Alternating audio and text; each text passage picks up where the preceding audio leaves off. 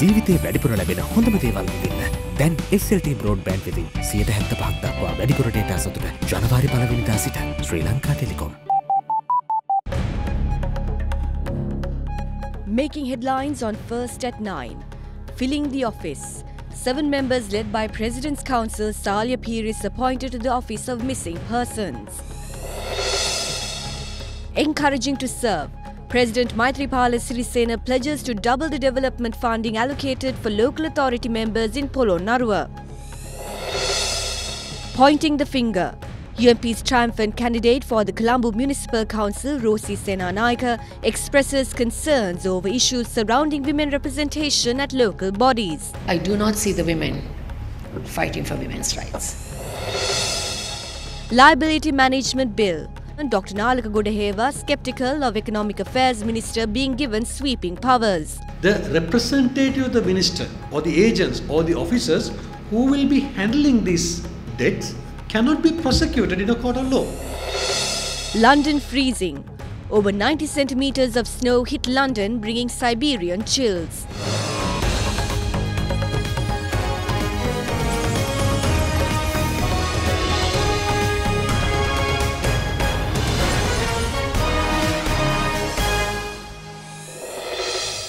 A very good evening. Welcome to First at 9. I'm Katharina Chan. On to your top story tonight. 7 members appointed at the Office of Missing Persons accepted their letters of appointment from President Maithripala Sirisena at the Presidential Secretariat last evening. President's Council Salia Piris is appointed as the chairman of the office.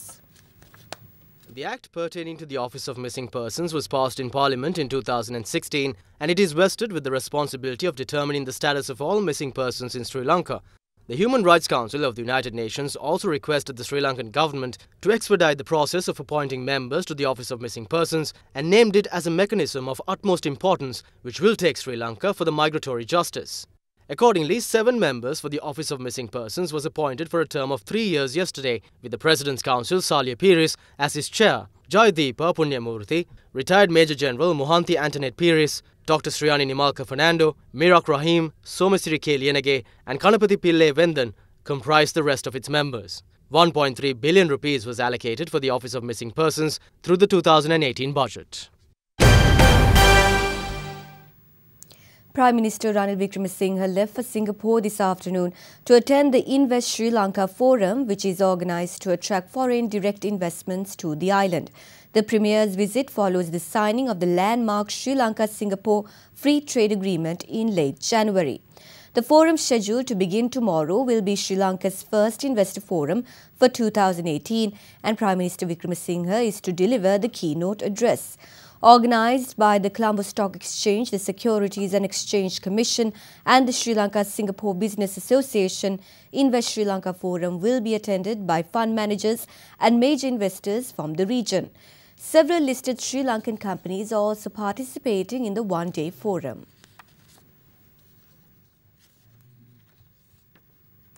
President Maithripala Sirisena says that all elected members to local government bodies in the Polonnaruwa district following the recent election will be provided 5 million rupees each for development projects. The President made the remark at an event held in Polonnaruwa today. The new building complex of the Giritale Primary School in Polonnaruwa was vested in the students by President Maithripala Sirisena today.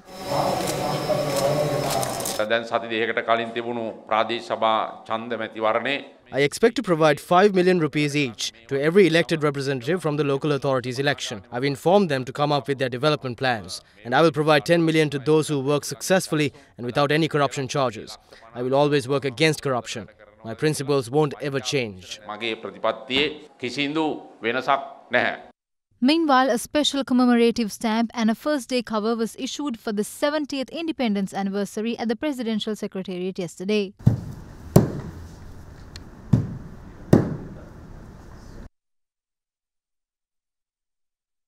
Another first-day cover was also issued to commemorate the 100th birth anniversary of Duncan White, the first Ceylonese athlete to win an Olympic medal. The event was held at the Presidential Secretariat yesterday.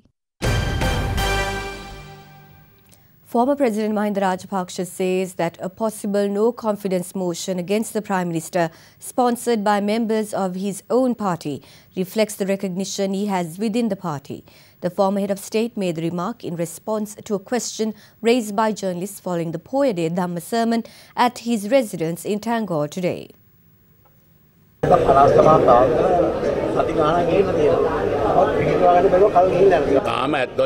Some calculations pertaining to the election are wrong. The delay is down to those mistakes being rectified.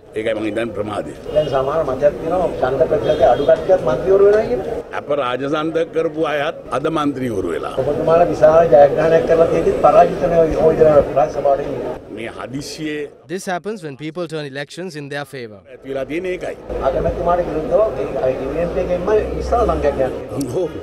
Yes, and that shows he lacks stature. When farmers of Rajangane requested water for farming, 60 of them were imprisoned, and some were beaten, including women.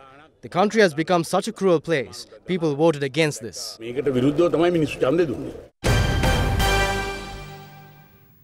Views were expressed by several politicians on the topic of a no-confidence motion against the Prime Minister. Today, Ranga Bandara said that Ranil Wickremesinghe has to leave. But we call on Ranga Bandara not to go back on his word once he becomes minister. Because when Ranil Wickremesinghe hears such statements, he immediately gives ministerial positions. We like to tell Ranga Bandara not to be fooled by ministerial positions and keep fighting for the people.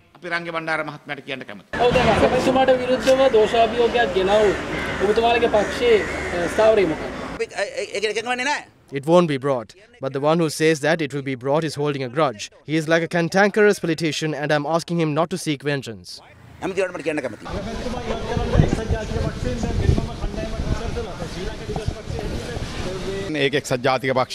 That is of course a decision by the UNP. We as the SLFP will take appropriate decisions in consideration of what people want. This is the lesson we have received. This now needs to be rectified. The party is losing just because of 2 or 3 people. These people come into politics from the national list and does not know anything about politics and are attempting to lay down criteria. Today the public is fed up with our politics and I'm one of them. Former parliamentarian Rosie Senanayake, who contested for the Colombo Municipal Council from the UMP, expresses regret over the failure by political parties in ensuring the 25% mandatory women representation in local authorities thus far. She was speaking at an event organised by the Ministry of Tourism Development and Christian Affairs and Sri Lanka Tourism Development Authority ahead of Women's Day, which falls on the 8th of March.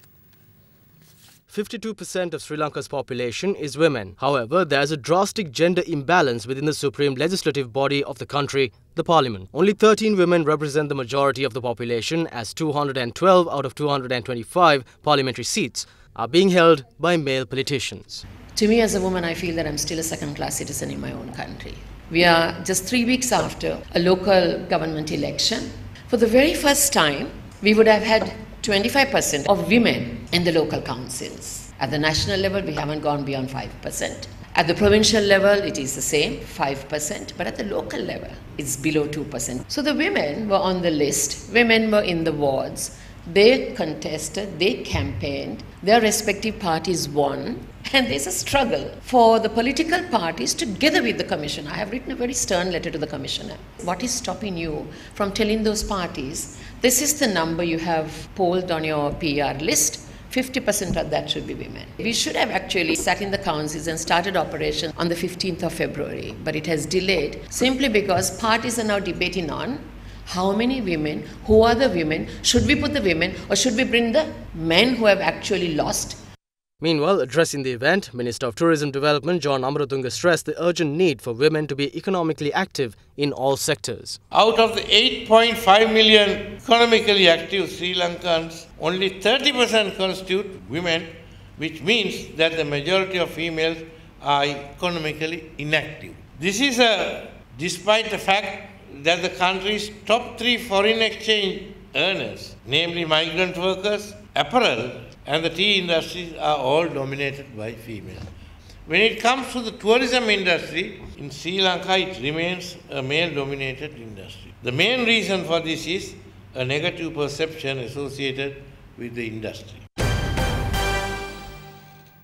Convener of the Patriotic Professionals Forum, Dr. Nalaka Gudaheva, alleges that the government is attempting to vest sweeping powers with the Minister of National Policies and Economic Affairs through the Active Liability Management Bill.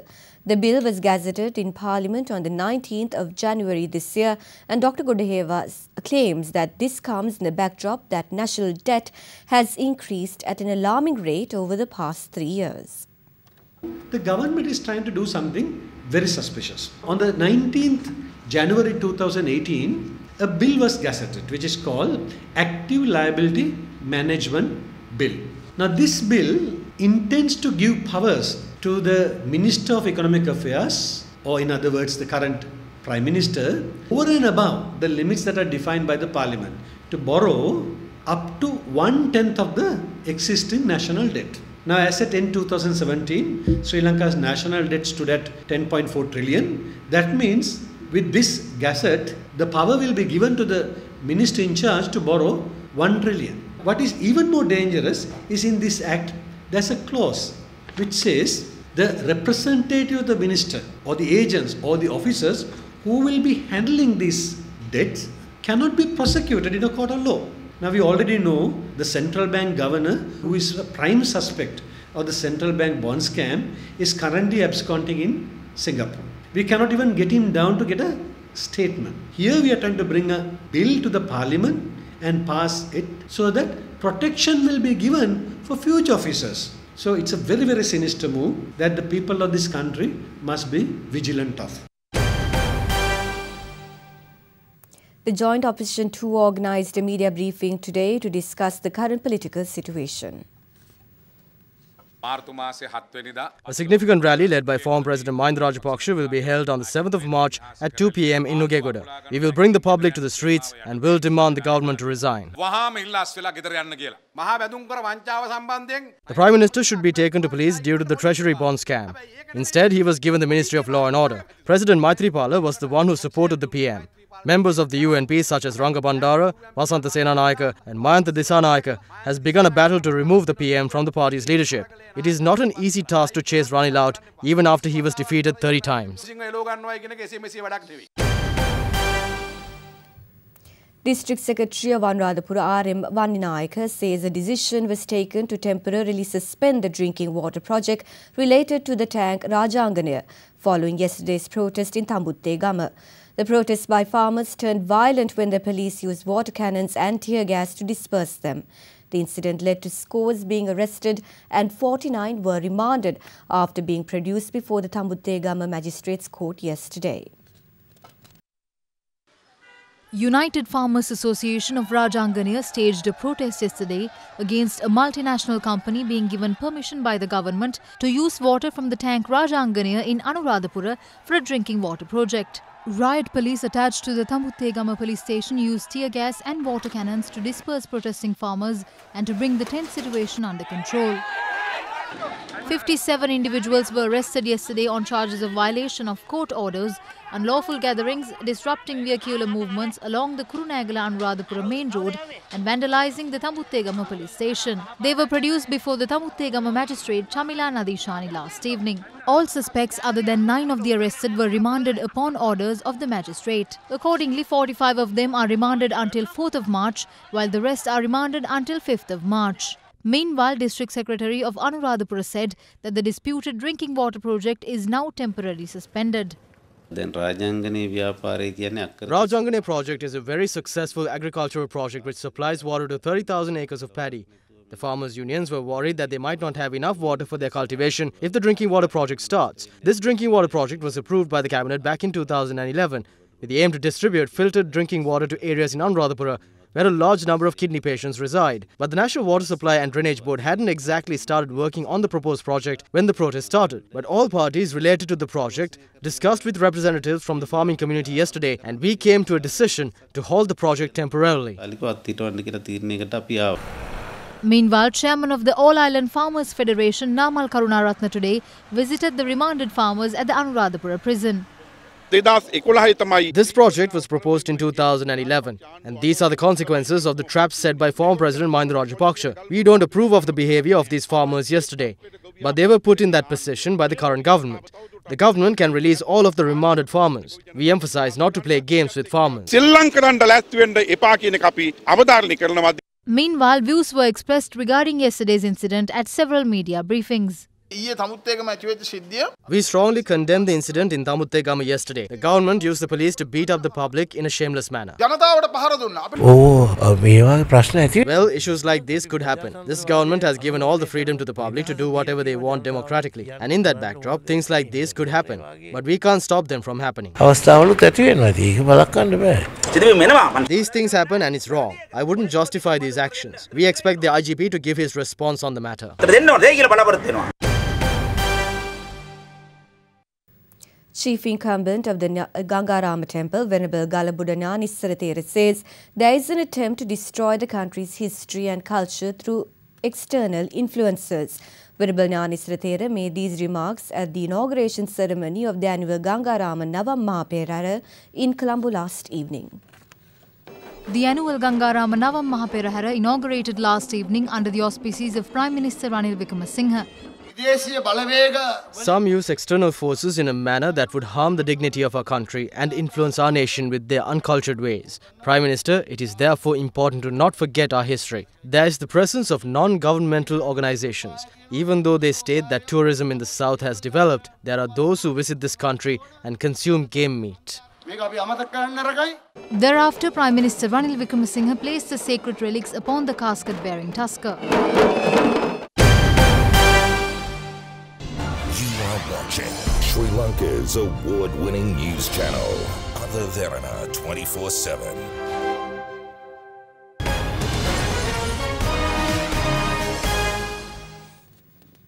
Stories of people having to walk great distances to fetch water is nothing new in Sri Lanka. But having to do so while suffering from disabilities is surely a sorry tale.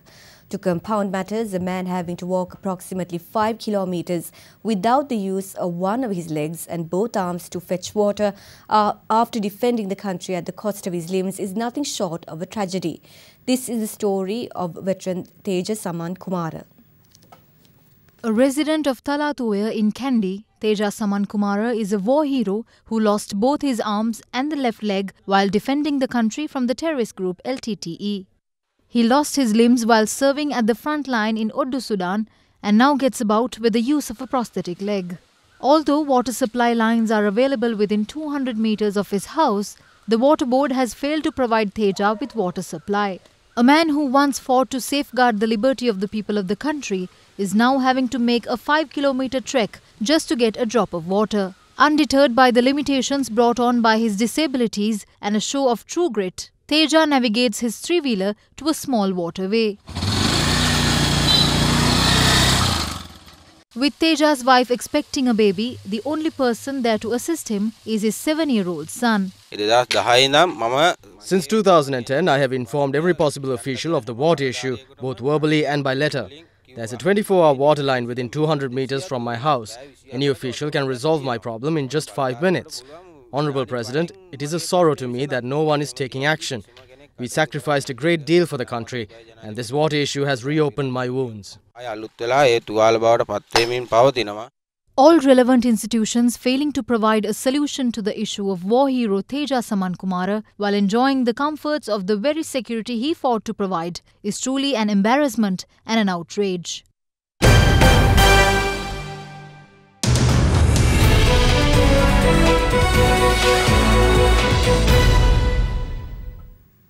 The Board of Investment of Sri Lanka recently hosted a 14-strong delegation from the International Marketing Corporation. The delegation visiting Sri Lanka was on a mission to look at opportunities for investment in the island. Its leader, President of the IMC, Dr. Lalit Kanodia, expressed his confidence in Sri Lanka and saw many opportunities for economic interaction between India and Sri Lanka. Currently, Sri Lanka is actively promoting the manufacturing sector with the view of producing technologically more advanced products to diversify the country's export base.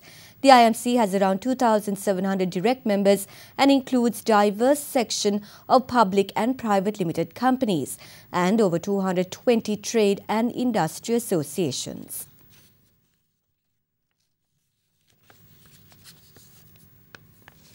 Chief Brexit negotiator of the European Union, Michel Barnier, yesterday unveiled the Union's draft of the withdrawal agreement on Brexit, calling on the two sides to accelerate if they want to succeed in this negotiation.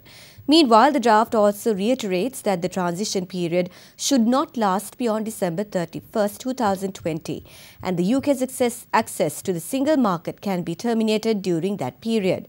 The European Union could maintain much of its sway in Northern Ireland after Brexit under a draft treaty published yesterday that caused anger in London and Belfast, as the EU warned that time was running out for a deal. Meanwhile, Theresa May met with top EU official Donald Tusk today, 24 hours before a major speech on British relations with the bloc after Brexit. Her talks with the European Council President came amid tensions over the EU's draft withdrawal treaty.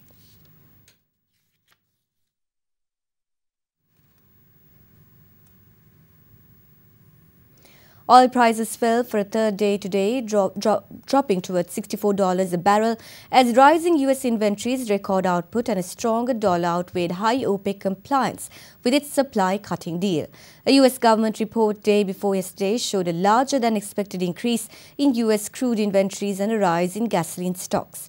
U.S. crude output reached a record in November, although it slipped in the last month of 2017. Brent crude, the global benchmark, was down 64 cents at $64.09 a barrel, while U.S. crude fell 45 cents to $61.19. U.S. crude output hit an all-time high of 10.057 million barrels per day in November before falling slightly in December. But weekly data showed that another record and further gains are expected.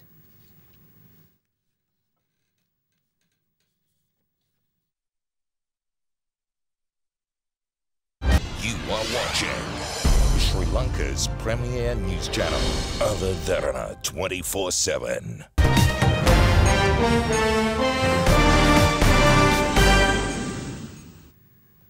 A war monitor and sources on both sides says that Syrian government forces launched a ground assault on the edge of the rebel-held eastern Ghouta enclave yesterday, seeking to gain territory despite a Russian plan for 5-hour daily ceasefires. Hundreds of people have died in 11 days of bombing of the eastern Ghouta, a swath of towns and farms outside Damascus that is the last major rebel-controlled area near the capital. There was also reports that yet another chlorine attack, which Russia denies, was carried out by pro-Assad forces. The UN Security Council, including President Bashar al-Assad's strongest ally Russia, passed a resolution on Saturday calling for a 30-day countrywide ceasefire. But the measure has not taken effect, with Moscow and Damascus saying they're battling members of terrorist groups excluded from the truce. Russia has instead called for daily 5-hour local ceasefires to establish what it calls a humanitarian corridor, so aid can enter the enclave and civilians and wounded can leave. Well, to quote the International Committee of the Red Cross's Middle East director, who spoke yesterday on this, it's impossible to bring a humanitarian convoy in 5 hours. Agencies now have years of experience with this, and it can take a day simply to pass checkpoints, even when the parties have agreed.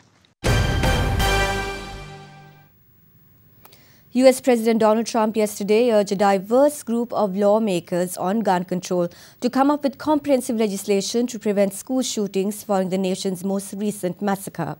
Trump has been cautiously considering changes for gun laws, pressured by a wave of student activism after 17 people were shot to death at a high school in Parkland, Florida on February 14th. The Republican president, endorsed by the powerful gun lobby National Rifle Association in his 2016 campaign, has been wary of angering voters who oppose any curbs on gun ownership, particularly ahead of the November elections, which his party's control of Congress will be at stake. But yesterday, at the start of the fourth free-flowing gun policy discussion he has had in a week, Trump pushed Congress to go big on the bill.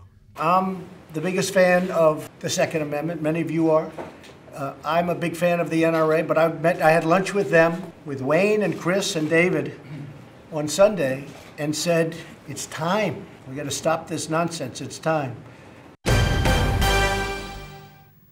A heavy snowfall hit all different areas in the United Kingdom, especially London yesterday, with the Siberian cold front bringing down temperatures and inconveniencing city life. The thickness of the snow reached over 90 centimeters and still rising. Snowstorms from Siberia blasted Britain and Ireland today with the worst weather since 1991, trapping several hundred motorists on roads in Scotland, closing thousands of schools and grounding planes. Videos and photographs posted on social media websites show hundreds of people trapped in their cars overnight on the M80 motorway between Glasgow and Edinburgh in Scotland. With over 90 centimetres of snow and temperatures as low as minus 10.3 Celsius in Scotland, Britain and Ireland issued their most severe red warnings which advised people to stay at home as travel is too dangerous. Flights and trains were cancelled across both Britain and Ireland. The cold spell, dubbed the Beast from the East, has been caused by a jump in temperatures high over the Arctic, which has weakened the jet stream that brings warm air in from the Atlantic to Ireland and Britain. Let's take a look at some of the emerging stories from across the world.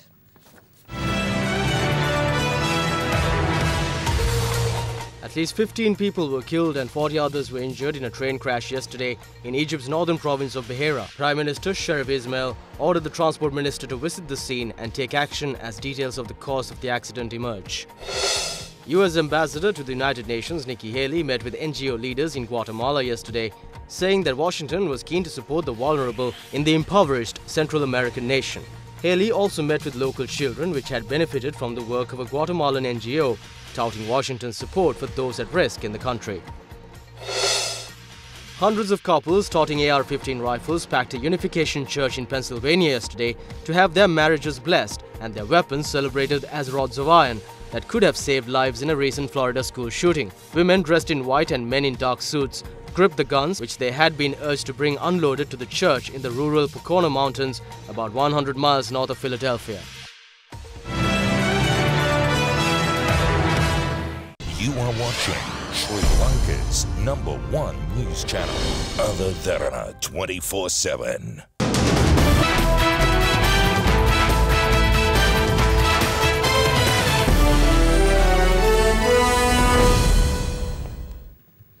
The 89th Battle of the Maroons between Ananda College and Nalanda College will take place this weekend at the SSC ground.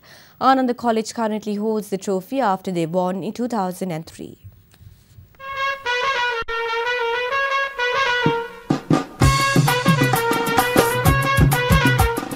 The 89th Battle of the Maroons annual cricketing encounter between Ananda College and Nalanda College, played for the DR.N.M. Pereira Memorial Challenge Trophy, is scheduled to be played at the SSC grounds on the 3rd and 4th of March.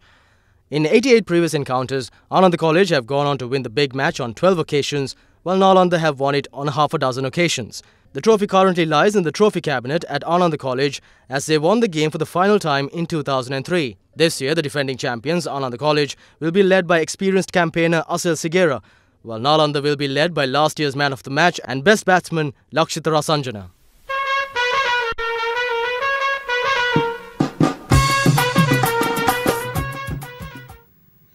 On to tennis news now. Luka Pouille overcame Karen Khachanov 6-4, 3-6, 6-3 yesterday to reach the quarterfinals of the Dubai Duty-Free Tennis Championships and avenge his defeat by Russian in last weekend's final in Marseille. Up next for the Frenchman is a first career meeting with Yuichi Sugita. Lucas Pouille, the highest seed remaining in Dubai after Grigor Dimitrov shocking loss to Tunisian wildcard Malek Jaziri day before yesterday, broke world number 41 Karen Khachanov in the 9th game before cruising to a one-set lead. Khachanov hit back in the next set to drag the contest into a decider before Pouille saved 2 break points in the 3rd set and upped his game to advance. Meanwhile, Roberto Bautista Agut also went through to the quarterfinals after outlasting Pierre Hughes Herbert 6-4, 6-7, 6-1 yesterday. The tournament's 3rd seed will face Croat Bona Koric in the next round after he swept aside Frenchman Benoit Paire 6-1, 6-4. 8th seed Yuichi Sugita also progressed into the final 8 with a 7-6, 6-4 win over Jan Leonard Struff of Germany. Let's cross over to Sheila Fernando at the Other Derana Weather Centre with your forecast first evening edition.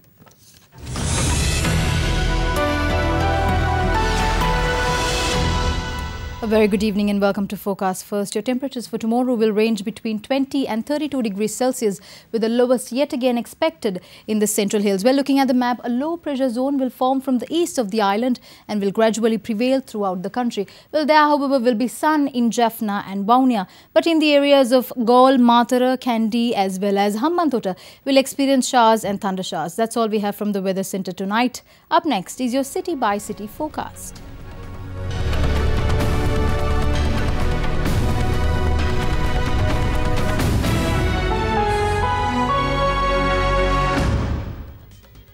And before we go tonight, we'd like to take you to Seethavaka Wet Zone Botanical Gardens in Avissavelda.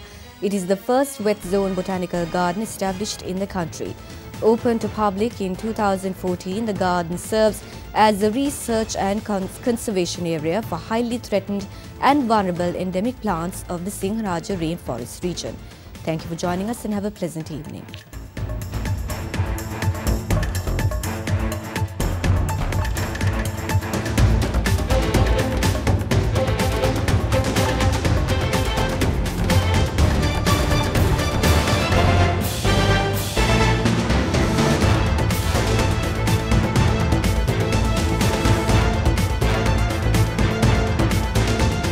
Bringing you the news and information 24 hours a day.